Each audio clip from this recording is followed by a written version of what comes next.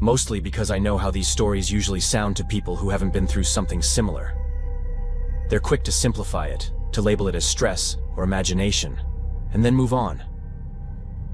But lately, I've been feeling that same weight again, especially at night. That quiet pressure that makes it hard to relax or fall asleep. And it brought all of this back to the surface. Not as memories exactly, but as a feeling, like something unfinished. So I'm telling it now. Not because I have answers, but because keeping it to myself hasn't helped either. What happened took place about 5 years ago, in the middle of winter, during a short solo trip into the Appalachian Mountains. I grew up around that area, and being out there was never about proving anything or chasing adrenaline. It was familiar, controlled, and honestly one of the few places where I felt grounded. I'd been there before, more than once, and I knew the terrain well enough to feel comfortable even in colder months. At the time, it felt like the safest possible setting for a quiet trip, even though in hindsight, being alone, surrounded by mountains, snow, and absolute darkness, probably made everything that followed far worse. So I got everything ready, and as early as possible, I left the house. I parked at a small gravel pull-off, hiked in for maybe 2 hours, and found a spot near a narrow ridge where the trees opened up just enough to see the valley below. It felt right, and if you've camped enough, you know exactly what I mean by that. That instinctive sense that this is where you stop, where you set everything down. The first day was completely normal, and that matters, because nothing felt off at the beginning. I've been in complicated situations before, and usually my instincts are good enough to get me out of trouble. I set up my tent, filtered water from a small stream downhill, and spent the afternoon walking the surrounding area just to get familiar with it. I didn't see anyone, which wasn't unusual. And I didn't hear anything beyond the usual sounds. Wind moving through the trees and the occasional snap of branches somewhere far off. By the time it got dark, I was tired in that good way you only get from being outside all day. So I ate, zipped up the tent, and fell asleep faster than I expected. The next day was exactly the same. I went on hikes, listened to the normal, beautiful sounds of the forest. Originally, the idea of the trip was to just camp the whole time, but even though I had plenty of experience doing that, I was also pretty worn out. The months before had been hard. And on top of that, snow in the mountains can be brutal and unpredictable. So about 5 days before I left, I found a cheap little cabin to stay in for 2 nights. After that, I planned to continue the trip, camp one more night, and then head back home. I never even made it to the second night in that cabin. At first, everything was just as normal as before. The cabin was clean, even though it was obvious that no one had been there for long stretches of time. It only had 3 rooms, a bedroom, a bathroom, and a small living area with a kitchenette. Everything was pretty tight, but at the same time it felt cozy, like the kind of place meant to keep heat in during bad weather. There were only 2 things that stood out as strange. The first was a locked door that probably led to some kind of third, tiny space. From the outside architecture of the cabin, you could tell there was something there, but it was far too small to be another proper room. I assumed it was just storage, maybe where the owner kept personal items for when they came to visit. Since it was locked, I didn't think much of it. The second thing, which was more noticeable and honestly a bit odd from an architectural point of view, was the layout. The living room and kitchen were at one end of the cabin, then everything narrowed into a long hallway, and at the very end were the bedroom and the bathroom. From the outside, that narrowing wasn't very obvious, and at the time I actually thought it was a good sign, because it probably meant those walls were thick and solid. Still, it was a strange use of space and didn't make a lot of sense. I'm only explaining this to give you a clear picture of the setting where everything happened. I wrapped up my day normally. I took a hot shower, made myself a warm dinner, and then lay in bed reading for a bit, until I fell asleep. Nothing strange. Nothing that would have made me think twice about being there.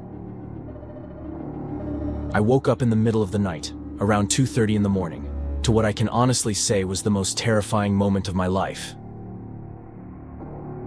At first, I didn't immediately understand what was happening. I could hear noises, but my body wouldn't respond. Then, everything escalated too fast. The noise grew louder, more intense, and I became aware that there was something in the room with me. I was absolutely certain that whatever it was pressed against the wall in front of my bed, but I couldn't see it. My entire body was paralyzed. I couldn't even move my head. I tried to look down, but all I could make out was a shadow. I tried to speak, but not a single word came out of my mouth. When I say I don't know how long I was in that state of pure panic, I mean it. I genuinely have no idea, and the only thing I know for sure is that it wasn't just a few seconds. I was shaking, drenched in sweat, fully aware of my fear but completely unable to react. When I finally managed to move again, I knew that whatever had been there before was gone. I can't explain how I knew. It was just an absolute certainty inside me, one I still can't put into words. After that, most people probably would have gotten out of bed immediately, even if it was just to prove to themselves that they had control over their body again. I didn't. I stayed there, frozen by fear, trying to process what had just happened and not knowing what to think. I'd had a sleep paralysis episode once before, when I was very young while sleeping at my grandparents' house. That night, I told my grandfather what I'd experienced, and he told me it was a spirit, and that once it grabbed you, it would never let you go. And for years, I lived in absolute terror of it happening again. As time passed, life got busy, and that fear slowly faded into the background. But there I was, lying in that bed, feeling like I'd been thrown back in time, like I was that same terrified kid all over again. I ran through every possible scenario in my head. I could stay there and wait for morning, or I could leave the cabin and try to make my way back home. It was night, and the mountains are full of dangers. I was genuinely afraid to go outside, and just as genuinely afraid to stay. Still, the fear of leaving was stronger, so I stayed put, telling myself that morning would come quickly and I'd get out then. What I didn't know was that it wasn't going to end there. Panic can do two opposite things. It can flood you with adrenaline, or it can completely drain you. In my case, I was utterly exhausted, and despite the fear, I fell asleep again. I woke up once more to absolute terror. I couldn't move, and it felt like the air had been sucked out of the room, like there was a crushing pressure inside my chest. I felt like I was screaming, but not a single sound came out. I tried to control the panic, telling myself I was alone in the room, or at least hoping I was. Then, I heard the same noise I'd heard earlier. It was coming from the hallway, and as it got closer, the sound grew louder. I don't know how, but the panic must have been so intense that I managed to slightly turn my head and look at the half-open door leading into the hallway. That only made it worse. The same shadow I'd seen before was still there, growing as the noise increased, until suddenly there was nothing. Just darkness and absolute silence. The next thing I remember is morning. It was snowing outside, and the daylight was harsh and bright. I still don't know exactly what happened, but I think I may have passed out from sheer panic. And believe me, it might not sound that terrifying on the surface, but losing complete control of your body while knowing there's something there with you and being unable to defend yourself is one of my deepest fears. That same day, I left the cabin, and instead of continuing my trip, I headed straight home. As I walked, I could feel the pain in my muscles, all of them tense and sore from the night before. 5 years have passed since then, and nothing like that has happened again. But I don't feel like this story is really over.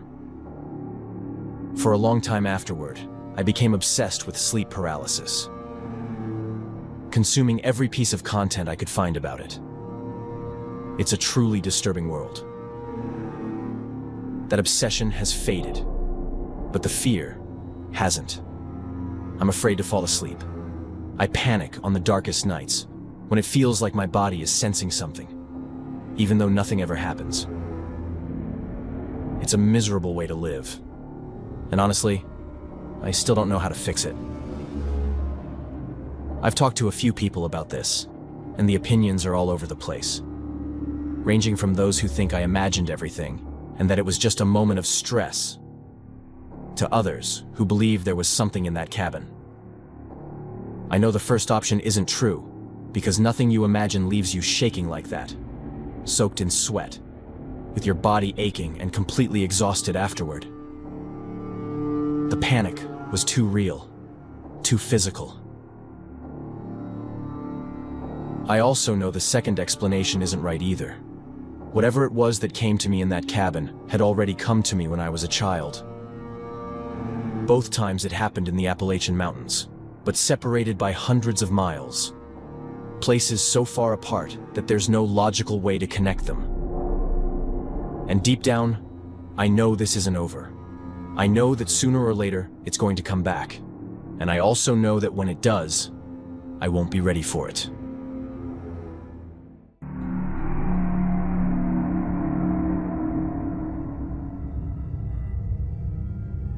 My name is Peter. I'm 37 years old, and I'm going to tell you something that happened to me 2 years ago, back when I decided to spend a week alone in a cabin in the Appalachian Mountains. More specifically in the West Virginia side, where the roads get narrow, the signal disappears, and once it starts snowing it feels like the rest of the world quietly steps away and leaves you to yourself. I didn't go there looking for trouble, and I definitely wasn't chasing some dramatic experience. I just needed a break from work, from noise, from people constantly needing something from me. And at the time, a quiet cabin in the middle of winter sounded like the most harmless plan in the world. Not to mention it was something I had done countless times throughout my life. Most of the time I was with other people, but I'd also had a few solo adventures in different forests across the US. I found the place online about a month before the trip. It was cheaper than most of the other cabins in the area, which caught my attention right away. But I convinced myself it was because it was January. The owner wasn't rude, but he wasn't exactly warm either. His messages were short, sometimes vague. And when I asked him how often the place was checked during winter, he just said, "It's all set up for guests," which didn't really answer my question. But I let it go, because I didn't want to overthink something that was probably normal. The drive up there was long and quiet. The last stretch of road was barely plowed, and I remember thinking that if something went wrong, I'd be on my own for a while. Still, that didn't scare me, because I've always been comfortable being alone. In fact, I usually feel more balanced when I am. I parked the car in the closest accessible spot and then hiked for about an hour before finally reaching the cabin. When I finally reached the cabin, it looked exactly like the photos. Small, wooden, tucked between tall trees that were heavy with snow. There were no other houses in sight, just endless white and dark trunks stretching into the distance. The cabin had a small living area with a compact kitchenette on the ground floor. And upstairs, at the top of a narrow wooden staircase, there was a single bedroom and a small bathroom. The whole place felt like a simple wooden cube tucked away in the middle of the forest. Modest, compact, and completely surrounded by trees. The first day was peaceful. I unpacked, started a fire in the stove, made some coffee, and just listened to the quiet. Snow kept falling in that slow, steady way that makes everything feel insulated. And by the evening, I was relaxed in a way I hadn't felt in months. If you had asked me that night whether I felt safe, I would have said yes, without hesitation. The second day was still calm, but there were small moments that stuck with me afterward. I went outside in the morning to grab some firewood I'd stacked near the porch, and I noticed there were no tracks around the cabin besides mine from the day before. That was reassuring, and at the same time it made the place feel even more isolated. Later, when I was inside reading, I heard what sounded like a light knock. Not on the front door exactly, but somewhere deeper in the cabin, like wood shifting behind a wall. It happened once, then stopped. I stood there listening, waiting for it to happen again, but it didn't. Cabins make noises in winter, especially when the temperature drops at night. So I told myself it was nothing, and honestly, it probably should have been nothing. However, by the end of the day, I could have sworn I caught a faint smell of cigarette smoke in the air. That immediately put me on edge, because I don't smoke, and I'm usually pretty sensitive to that kind of smell.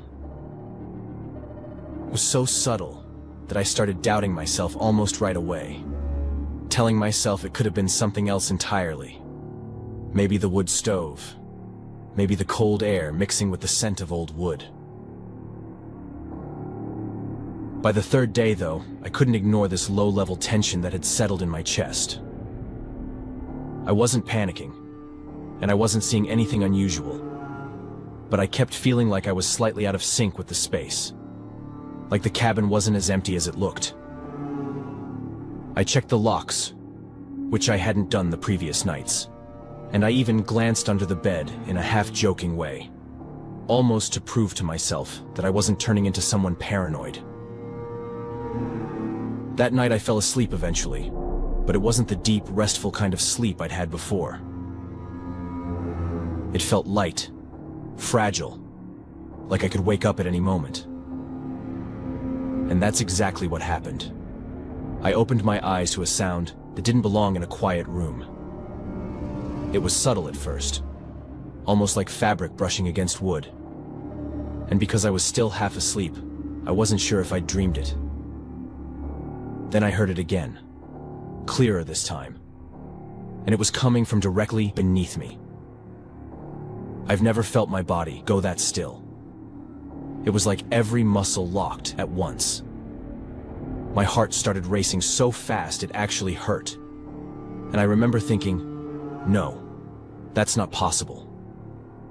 But the sound came again, a slow, deliberate shift, like someone adjusting their weight.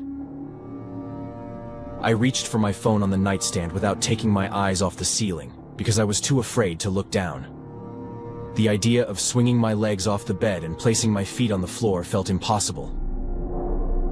Instead, I moved sideways, inch by inch, until I could push myself away from the edge. Then, in one quick motion, I slid off the mattress toward the wall, keeping my feet clear of the space directly below. My hands were shaking so badly I almost dropped the phone when I turned on the flashlight. I crouched just enough to angle the light toward the darkness under the bed, and for a split second I hoped I'd see nothing but empty floorboards. But there was a man lying flat against the ground. He was so close to the floor that at first he looked like part of the shadow, but then the light caught his eyes and they reflected back at me. He wasn't moving, and he wasn't speaking. He was just staring straight at me, like he'd been waiting for that exact moment. Everything after that happened fast. I grabbed the keys that were still in the bedroom door, stepped out into the hallway, and locked him inside the room before he even had a chance to react. I didn't wait to hear if he was coming after me. I just turned and rushed down the stairs as quickly as I could, nearly losing my balance, and headed straight for the front door before throwing it open and running out into the freezing night. I don't even remember grabbing my coat properly. I just knew I had to get out. I ran into the snow and didn't stop until I reached the tree line. I had brought a satellite phone because I knew the area had no signal, and I've never been more grateful for a decision in my life. I called the police and tried to explain where I was. They told me it would take time because the roads were difficult, but they were on their way. So I stayed hidden among the trees, watching the cabin the entire time, convinced that at any second the door would open and he'd step out into the snow looking for me. The cold was brutal, the snow coming down without mercy, but the rush of adrenaline and the shock had taken over. All I could think about was the police getting there. I considered going back to the car, but I was afraid I'd lose my way in the snow, so I stayed where I was. It took about 2.5 hours for them to arrive. When they did, I walked back with them, pointed to the bedroom, to the exact spot under the bed. They searched the entire cabin, every room, every closet, every possible hiding place. He wasn't there. The door was still locked from the outside. The windows were closed and intact. There was no obvious way out, no broken panels, no trapdoors, nothing that made sense. The officers looked at me in that careful way people do when they don't want to outright say they doubt you, but you can tell they're considering it. I filed a report anyway. I also filed a complaint about the cabin and the owner, not because I could prove he had anything to do with it, but because the whole situation felt wrong from the beginning. The low price, with the vague communication. He refunded my money almost immediately, and as far as I know, the investigation never went anywhere. It's been 2 years now. I still think about those first few days, about that subtle feeling that something wasn't right long before I had proof. And what unsettles me most isn't even the image of him under the bed. It's the fact that he had to have been there for at least some time. Which means that while I was reading, cooking, sleeping, trying to relax, I wasn't alone the way I thought I was. And sometimes, late at night, when I hear the house settle or the floor creak, I don't think about ghosts or anything supernatural. I think about how easy it is for someone to be closer than you realize, and how your instincts sometimes know it before your mind is ready to accept it.